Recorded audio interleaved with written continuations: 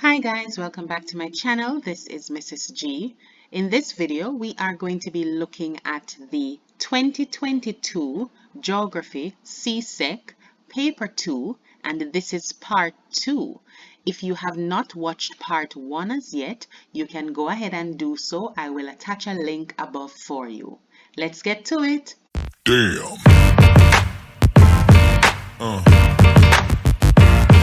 Yeah. The question says, study figure 2 below, which shows sources of the world's energy, and then answer the questions that follow. So this is a pie chart, and it is showing us the different sources of the world's energy. So what you would be required to do is to look at the pie chart, understand it enough so that you are able to answer the questions that follow. So the first question says, what percentage of global energy comes from hydro? So you would look for hydro to see what percentage comes from it, and we see that that is 2%. So your answer for the first one would have been 2%. Second question says, state the source that is the greatest contributor to world energy. So basically, which one is the largest? Which one of these portions would be the largest? That would have been the greatest contributor to world energy. So we see that oil has 33%. So our answer for that one would have been oil. That is the greatest contributor to world energy. Next one says, name the energy source that accounts for 6% of global energy. So again, all you're required to do is to look at the pie chart to be able to respond to the questions. So 6%, we can see that at nuclear. So our answer for that one would have been nuclear energy here. The next one says calculate the percentage of world energy that comes from coal. So we're required to show our working, and they're asking you to calculate. So this is a little math, simple math. This is all one whole. They are in percentage, which means that they would add up to 100. And we have a figure beside everything except coal. So that means we would add all of these figures together, the 11 plus the 2 plus the 6 plus the 21 plus the 33, and whatever number we get, we would subtract that from the 100 so that we would be able to see what the answer is. So we would end up with 73 here. And then our answer, when we put 73 here and we subtract it, we would end up with 27%. So our answer for coal would have been 27%. So you would have been required to show this and this working in the space that is provided for you here. And that would have been 2 marks. Next question says, differentiate between primary and tertiary economic activities. So I mentioned this in the other video where we did number 2. I'll put the link above so you can get a chance to watch it. And if you have not subscribed to the channel as yet, please go ahead and do so. Leave a comment. Let me know that this is beneficial to you. Leave a like. Let me know if you actually like the video, or if you would like us to change something, do something else, just let me know. All right. So differentiate between primary and tertiary economic activities. When you are asked to differentiate something, you are telling the difference between them using something that is common, a common characteristic. So let us look at them. It's primary and it is tertiary. So for primary industry, that is basically your extractive industry. It's also called your extractive industry because you are extracting or you're taking raw materials from the natural environment. The tertiary is not linked directly to removing things from the natural environment. The tertiary industry is also called the service industry. So that is a difference between them already. Okay, what exactly they do and what they are called. So for primary, what's an alternate name? So for primary, it's also called extractive industry, where materials, raw materials are extracted from the natural environment. And for tertiary, it's also called the service industry, where a service is provided to people. So we will write that down. Another difference between the two would have been that since the primary industry is physically taking something, they would produce tangible products, tangible goods, things that you can feel and touch most times. And for tertiary, it's actually the opposite. It's intangible, things like tourism. So you are able to experience it because it's a service, but you can't package it and take it home. So that is another difference between the two. For the primary industry, they rely directly on the natural resource, whereas the tertiary industry, they will rely on primary as well as the secondary sector. So I can show you how we would write that up. Let me just go ahead and do so. There you have it. That would have been our answer for letter B. So let us continue with the next one. It says name 2 extractive industries found in the Caribbean. So 2 extractive industries. So we already know that the extractive industry is the same thing as the primary industry, the primary sector. So we are required now to name 2 of those industries found in the Caribbean. So we can write agriculture industry, fishing industry, farming, quarrying, mining, forestry, anything like that. But we are only required to name 2. For questions like these that have another part, a lot of times they will ask you specifically about the industries that you wrote above. So even though you may know many of the industries and you can write several different ones, you want to look at the question that is below that to see if it's a follow-up question and if you can use the 2 that you would have written up here to answer the question that is at the bottom.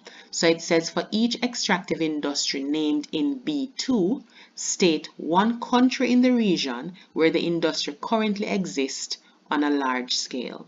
So you would need to see if you can answer this question using whatever you wrote up here. Now, you may not be 100% sure of some of these, but you can use, let me say, common sense. Use the information that is available in your own community, in your own country, whichever Caribbean country you're in. Utilize that information so that you can answer the questions properly. So let us go with agriculture, as most Caribbean countries would have had large-scale agriculture. And we can also do, we could do fishing. Fishing is large scale in many Caribbean countries as well. We can do mining. Let's do mining, right? And for the second part of the question, we would need to state a country in the region where the industry exists on a large scale. So for agriculture, we can say Jamaica. For mining, you can also say Jamaica. It is not incorrect to put 2 services from the same country. It's fine.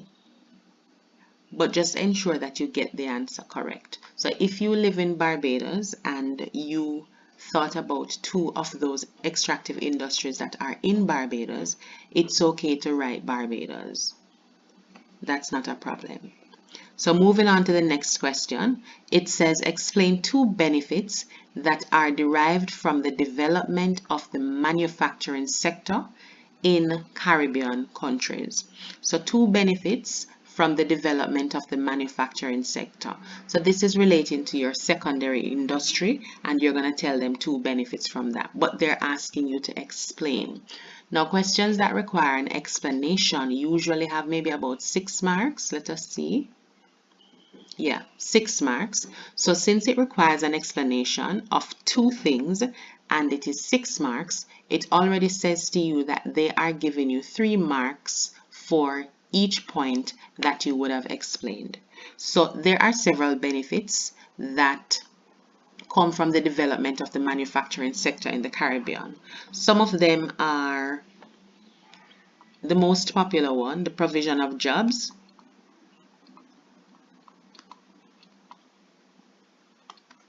foreign income, that is when we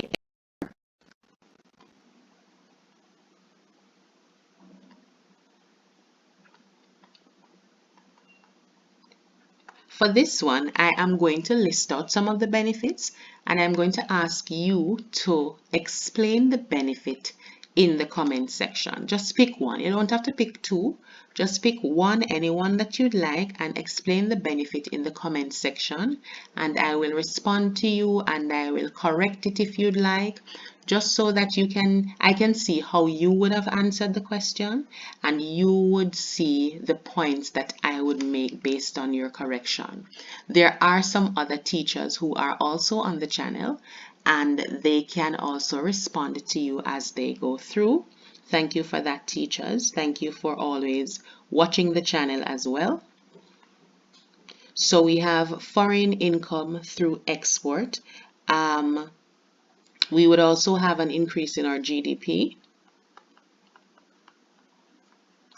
We would reduce, it would lead to a reduction in import, I'm sorry. It would lead to a reduction in import. That is where you are getting things from other countries to come into your country. But if you are now producing your own, then you would not be required to import so much. We can also say that it leads to the development of the physical landscape of the country, development of the roadways, railways, ports, and so on, for more trading to take place.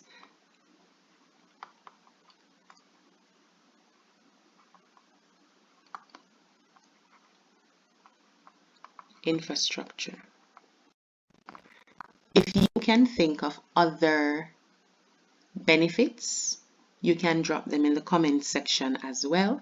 And remember that I'm asking that you just explain one of your benefits in the comment section so that we can see the answer that you would have written on your paper. All right, and we can correct it if necessary.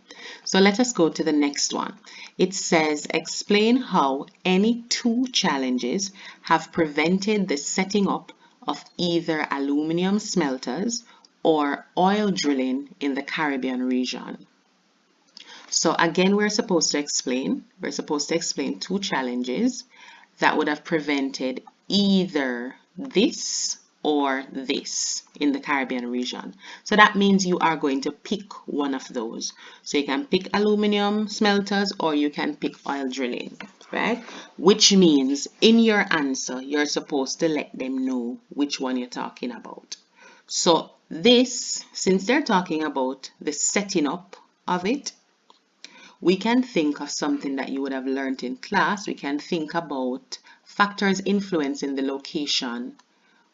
Factors influencing the location of these different industries, right? When you think of the factors influencing the location of these industries, you can get your answers from that, and then you tweak it to respond specifically to this. So you're applying the information from this topic to the question that you have been asked. So some of the factors that influence the location of aluminum smelters or oil drilling in the Caribbean. First of all, you cannot have any of these if the raw material is not available. So the presence of the raw material would have been the first thing. So that could have been one of the challenges. You can decide which of these you're selecting, but I will just talk about it generally. So presence of raw material,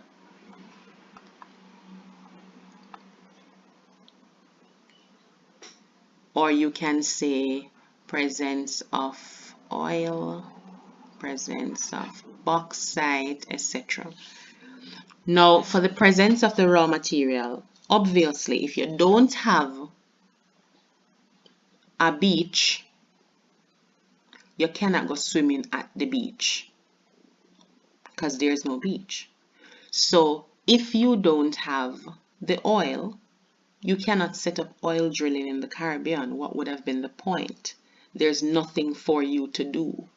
So that one is very important, and you can just go ahead and explain that.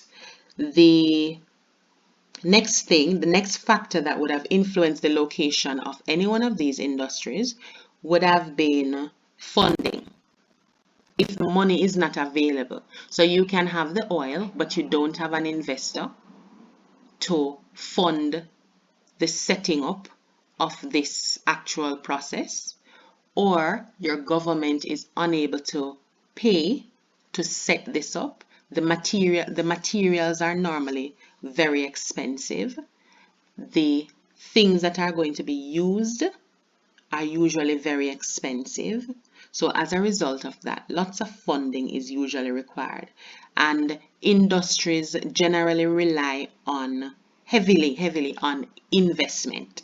So they need the money from somewhere. So one challenge that would have prevented the setting up of any one of these would have been the presence or the absence of funding.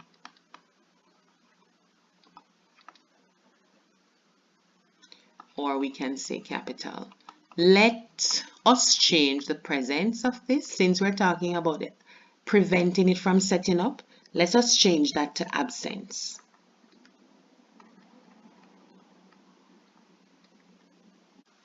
Other factors that influence the location of any one of these would have been having the skilled labor that is necessary.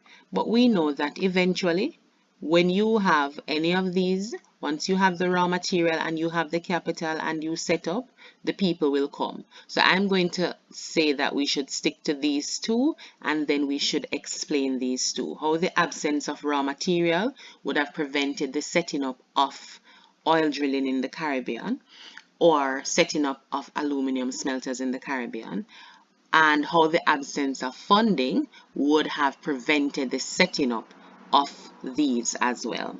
So you would just need to write this out, give one example. You can state a specific country, use a specific country as an example if you would like to. That would help to flesh out your answer. So I'm going to just select one of them, and I'm going to write that out for you just so that you can see how it could be done. All right, and feel free to leave your comments in the comment section. You can let us know 2 other challenges that you thought of or you would like to see explained, or write out one of your explanations so we can see it as well. And remember to subscribe to the channel. Remember to like the video. We would appreciate that. Let's go.